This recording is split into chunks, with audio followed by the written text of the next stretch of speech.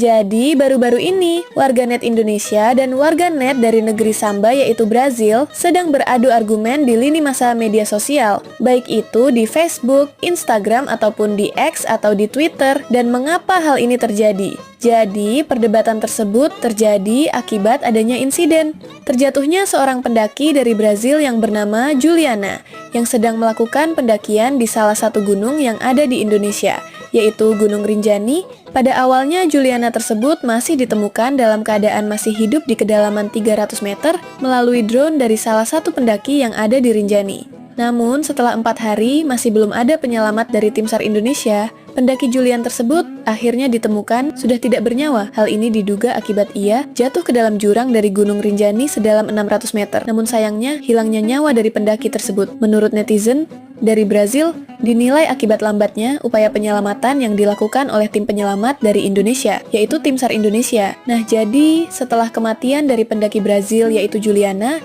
yang diakibatkan oleh lambatnya penanganan dari tim penyelamat Indonesia, pada akhirnya warganet atau netizen dari Brazil pun tidak diam dengan menyoroti kematian dari warganya tersebut, dengan memviralkan kejadian hal tersebut.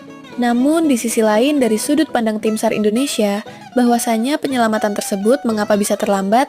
Yah, karena hal ini diakibatkan medan yang ada di Gunung Rinjani itu tidak mudah dan sangat berbahaya. Dan tidak hanya itu alasan mengapa helikopter tidak bisa diterjunkan, ya karena kondisi cuaca yang berkabut dan cuaca yang mendung jadi tidak memungkinkan untuk dilakukan penyelamatan lewat helikopter. Namun sayangnya netizen Brazil masih kurang menerima pernyataan hal itu.